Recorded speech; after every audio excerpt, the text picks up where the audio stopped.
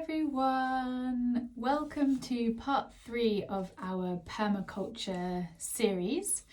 Today's talk is going to be focused on thinking about permaculture through the lens of business and enterprise and work. Could also be kind of for projects, community projects, people working in teams. And I wanted to pick up a few more of the principles and use a few examples from some of my own work and my own projects to bring those to life a little bit, and also just to give you a few kind of thinking points and a few things to reflect on. And as I've said before, permaculture is not about applying kind of one solution to everything. There's no perfect fit, there's no ideal, but there are kind of many different ways to implement the principles and the ethics to achieve something that kind of is in line with a sort of ethically sound way to do things. So it could be more sustainable, could be nicer to people, could be nicer to the planet, and so on. And one of the kind of themes that I really wanted to pick up on is this sort of idea of reciprocity and exchange, and looking at functions that can integrate with each other, draw on the strength of different people or different elements, and create a sort of self-sustaining thing. So when we look at the ethics and think about people care and earth care and fair shares, or distributing things evenly, that in itself creates a really nice set of principles to run an ethical business or an enterprise, and is very much the sort of founding principles on which Hackney Herbal was founded. So we wanted to care for people in our community and do that together.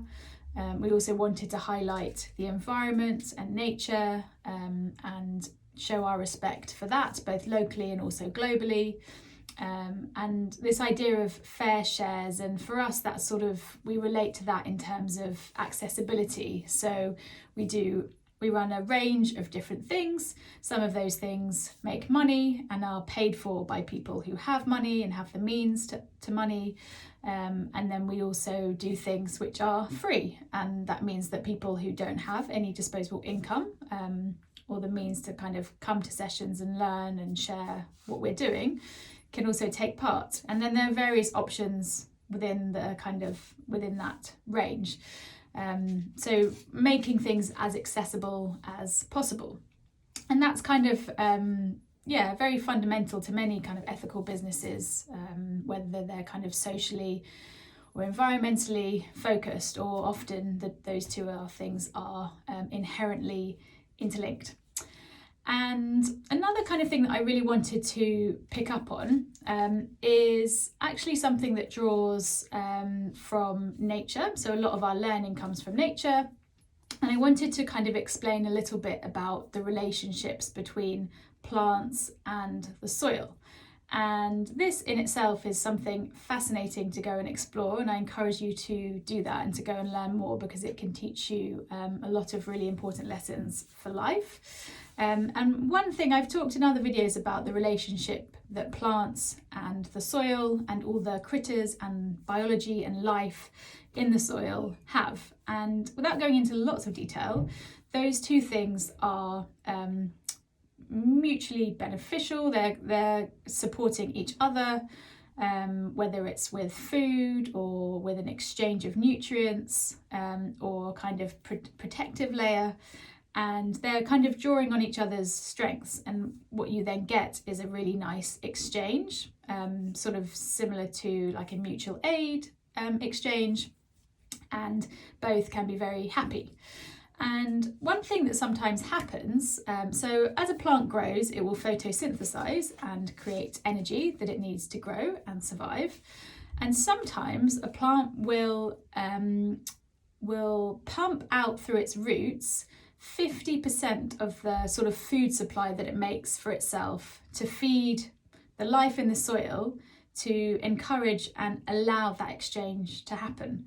So I kind of resonate on this thought a lot, because if you kind of compare that to a business or an enterprise, it's effectively thinking about the way that we might use profit. So thinking about money that we generate, or resources that we generate, and actually how we can share those freely to others in our network who might be able to collaborate with us, or might be able to exchange something with us, and in return we're both able to grow and develop and carry out our mission, which is essentially to survive. So that's kind of like one key thought, that 50% of the plant's energy that it's making, instead of selfishly keeping that for itself, it's realised that someone else in the soil can do what it needs, or provide the nutrients that it needs, much better than it could do for itself. So it kind of allocates resource to that to do. So that's one thing to think about.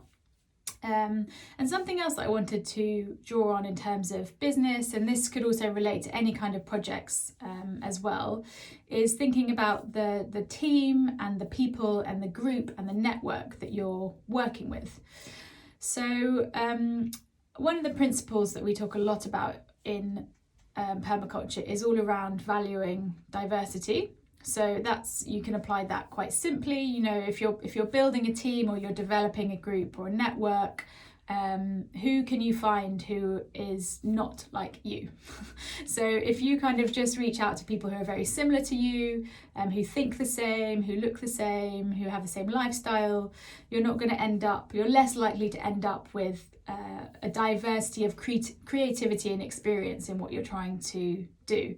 So it's a great way to kind of use other networks and find other people who effectively might think differently to you, but still, obviously, with what you're doing, have a kind of overall shared passion or shared interest, but might be coming at it at a slightly different angle.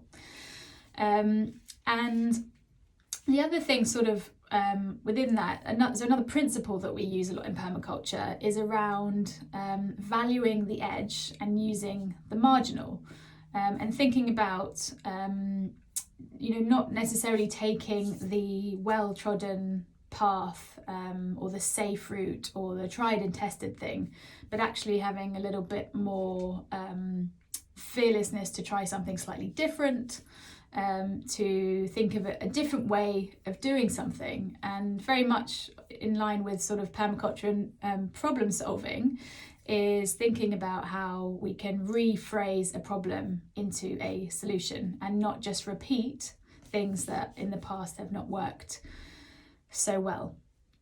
And some of the kind of various different community projects that I've been involved with have taught me a lot about doing that. And a project that I was involved with in the garden that Hackney Herbal started at, which was called Wayner's Garden, we were doing a natural dyeing workshop once, and it was a really good example of valuing diversity and thinking about things on the edge, and effectively bringing together a very different group of people, which resulted in a very fun, creative, unexpected sharing experience.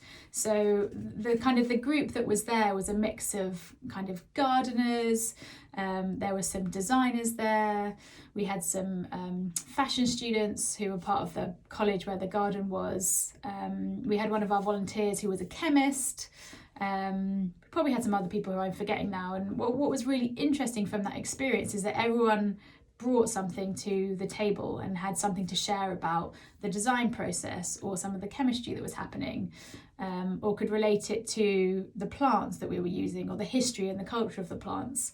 And there was another person there who was talking about patterns from their kind of own ancestry and how important lots of patterns and tribal patterns are. So we had this really lovely kind of beautiful exchange, and we wouldn't have had nearly as much fun if it had just been a few of us from the garden who would have probably just talked about plants predominantly. So those are just a few examples, again, about different ways that you can incorporate or kind of think about some of the principles we're talking about in relating to a business or an enterprise you might be setting up or running, or a project also that you might be organising or helping to coordinate, and just thinking about diversity and different people and thinking creatively about how you can achieve something quite fun and enjoyable by not taking a path that seems the most obvious. And I will see you next time.